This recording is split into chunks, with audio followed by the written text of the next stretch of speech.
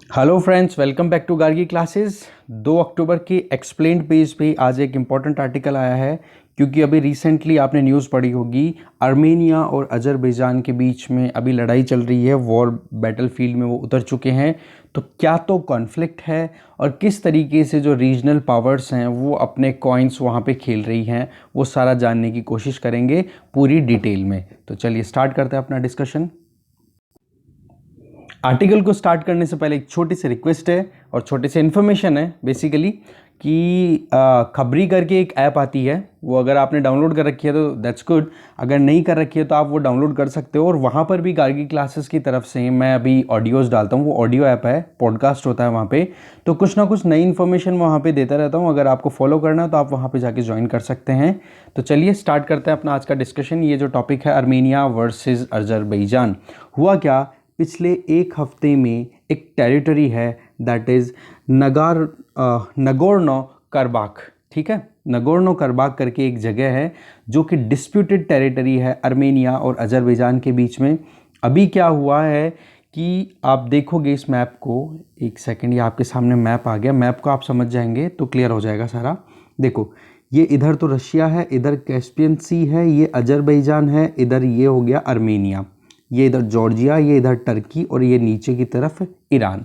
अब आप देखो, ये जो येलो कलर का जो टेरिटरी है दैट इज नगोर्नो करबाख।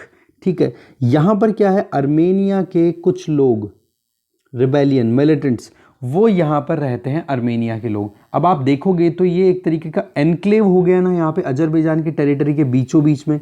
तो हो क्या रहा है, अजरबैजान क्लेम करता है कि भाई ये ज़मीन तो हमारी है, पर जबकि यहाँ पर रह कौन रहे हैं, आर्मेनिया के लड़ाके, आर्मेनिया के लोग। तो इस वजह से अजरबैजान ने जो है यहाँ पर सीधा अटैक कर दिया कि भाई इन लोगों को यहाँ से उठा के फेंकना है, हमें हमारी ज़मीन क्लेम करनी है, लेनी है। ठीक है, अब दूसरा आप ये वाला पार्ट देखो आर्मेनिया और ईरान के बीच में, जिसका नाम है नक्चीवान। ठीक है, नक्चीवान जो कि अजरबैजान की टेरिटरी है। तो यहाँ पे आप देखो अजरबैजान का कोई कनेक्शन नहीं है। तो बेसिकली अभी जो डिस्प्यूट है वो तो इस नगोर्नो करबाख वाली टेरिटरी को लेकर के है। तो ये एक प्रीलिम्स पॉइंट ऑफ व्यू से इंपॉर्टेंट फैक्ट बन गया कि रिसेंटली एक जगह का नाम, जिसका नाम है नगोर्नो करबाख, ये न्यूज़ में थी। ये कौन से कंट्रीज से रेलेवेंट थी या फिर कौन से रीजन से, ये कौन से रीजन से रेलेवेंट हो गया, वेस्टर्न एशिया। ठीक है, अजरबैजान की बॉर्डर देखो कैस्पियन सी से लगती है। अब देखते हैं अपन पूरे आर्टिकल को डिटेल में। सबसे पहला सवाल कि ये नगोर्नो करबाख क्या है, अपन ने मैप में देख लिया, वही चीज़ें अब थोड़ी और समझ लेते हैं।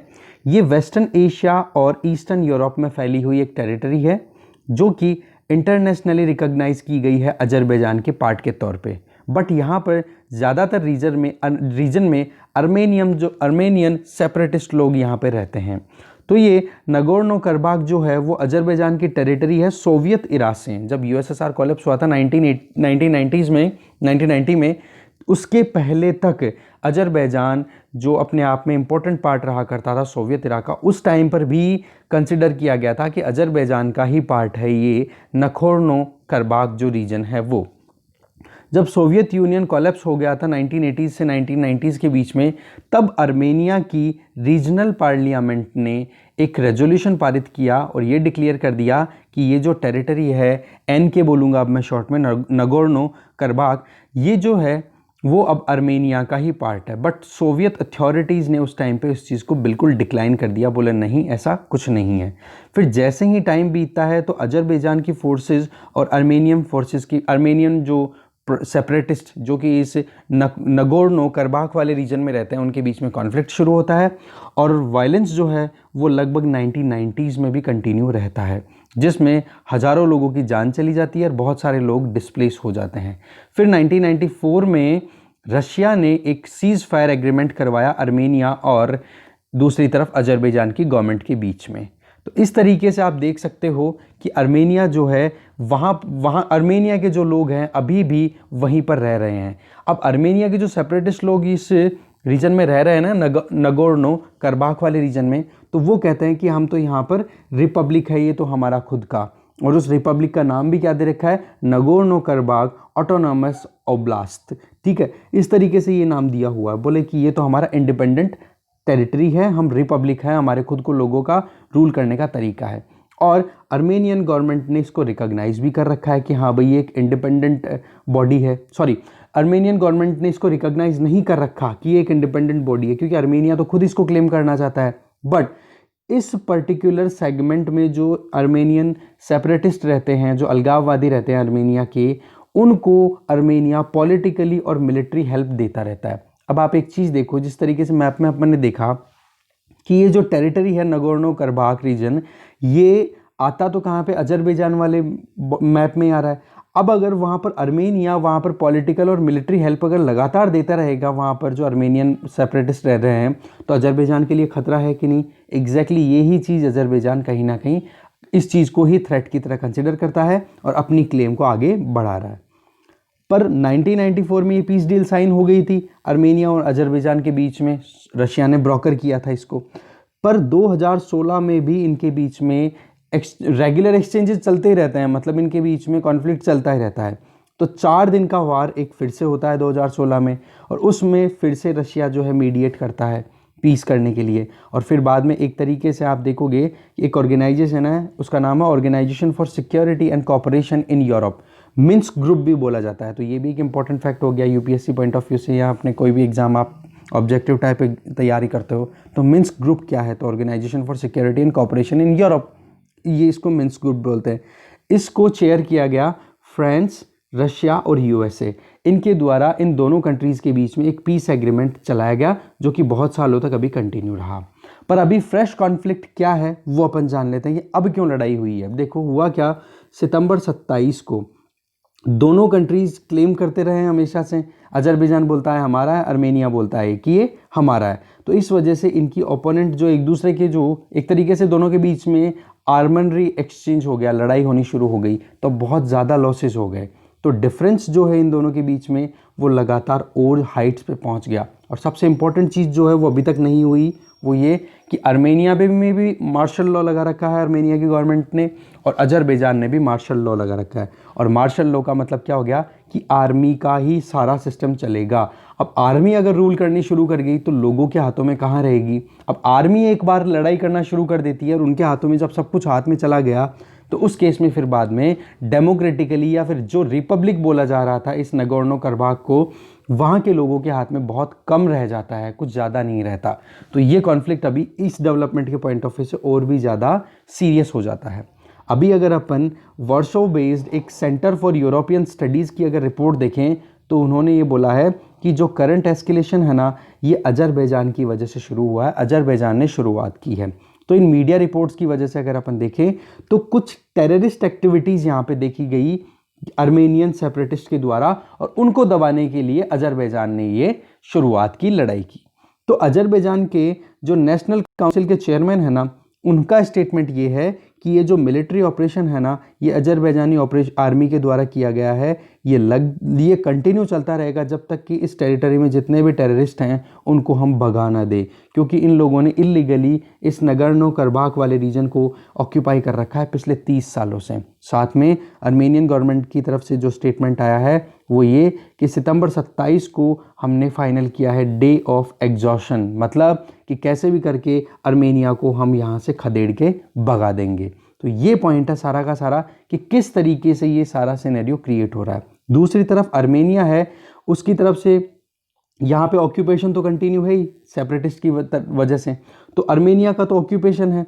जबकि अगर देखें तो वहाँ पर रशिया जो है ना, वो लगातार आर्मेनिया को सपोर्ट करता जा रहा है, क्योंकि अजरबैजान की ये एक क्लेम आ रही है, या फिर अजरबैजान रशिया पे ब्लेम कर रहा है कि रशिया एक सिक्योरिटी जोन बनाना चाहता है। क्योंकि आप देखो इधर रशिया ऊपर है, इधर ईरान आ गया, इधर टर्की आ गया। अब टर्की और रशिया के बीच में कोई ना कोई कॉन्फ्लिक्ट चलता ही रहता है।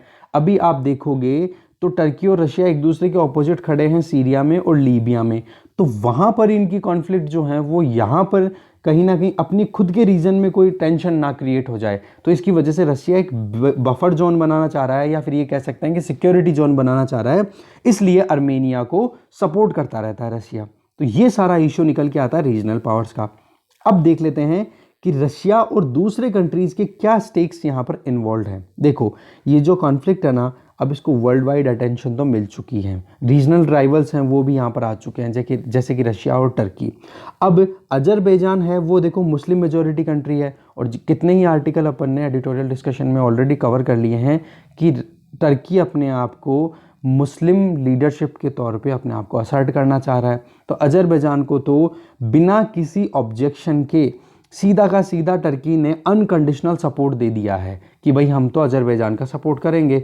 दूसरी तरफ अर्मेनिया में क्रिश्चियन मेजॉरिटी रहती है, तो इस तरीके से आप देख सकते हो कि एक आइडियोलॉजिकल कॉन्फ्लिक्ट भी यहाँ पर अपन ड्रॉ कर सकते हैं। दूसरा, रशिया और टर्की जो है वो सीरिया और लीबिया वाले रीजन में भी एक दूसरे के ऑपोजिशन में खड़े हैं। वो बात ठीक है कि रशिया अपना इन्फ्लुएंस जो है कॉकेसस माउंटेन्स जो है उसके साउथ में भी अपना इन्फ्लुएंस क्रिएट करना चाहता है।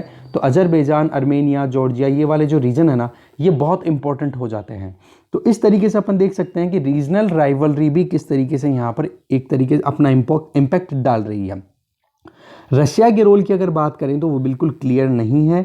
रशिया दोनों कंट्रीज़ को आर्म सप्लाई करता है, दोनों को वेपनरी सप्लाई करता है, और साथ में मिलिट्री अलायंस भी है रशिया का अर्मेनिया के साथ में, जिसको बोला जाता है कलेक्टिव सिक्योरिटी ट्रीटी ऑर्गेनाइजेशन। तो कलेक्टिव सिक्योरिटी ट्रीटी ऑर्गेनाइजेशन के अंडर में रशिया अर्मेनिया के साथ में एग्रीमेंट किए हुए हैं सिक्योरिटी या military alliance point of view से। अब जो दिमित्री पेस्कोव जो प्रेस सेक्रेटरी हैं रशिया के, उन्होंने तो ये बोला है कि हम कैसे भी करके इस रीजन में बैलेंस लाने की कोशिश करते हैं, बट आप देखोगे तो टर्की और रशिया के बीच में कुछ ना कुछ इश्यूज चलते रहते हैं, तो उनका इम्पैक्ट इस पर देखा जा रहा है। हाँ, ये बात ज़रूर है कि रशियन जो स्टेट्समैन है उन्होंने ये कहा है कि हम टर्की के साथ कॉन्वर्सेशन में हैं, कांटेक्ट में हैं। अब बात करते हैं यूएसए की। तो यूएसए तो देखो अपनी तरफ से वैसे ही प्रोटेक्शनिस्ट एटीट्यूड सब अपनाए हुए हैं। सीरिया में इतना कुछ हो रहा है, सिविल वॉर चल रहा है, उसमें अपना रोल प्ले नहीं कर रहा, तो अर्मेनिया अजरबैजान में तो आने का कोई मतलब ही नहीं बनता। फिर बात आती है यूरोपियन यूनियन की। तो भाई यूरोपियन यूनियन के लिए तो इधर से ऑयल सप्लाई और नेचुरल गैस की सप्लाई जो है ना, वो बहुत ही ज़्यादा तरीके से एक तरीके से इम्पैक्ट हो जाएगा उस पर, अगर ये रीजन जो है डिस्टर्ब रहता है तो।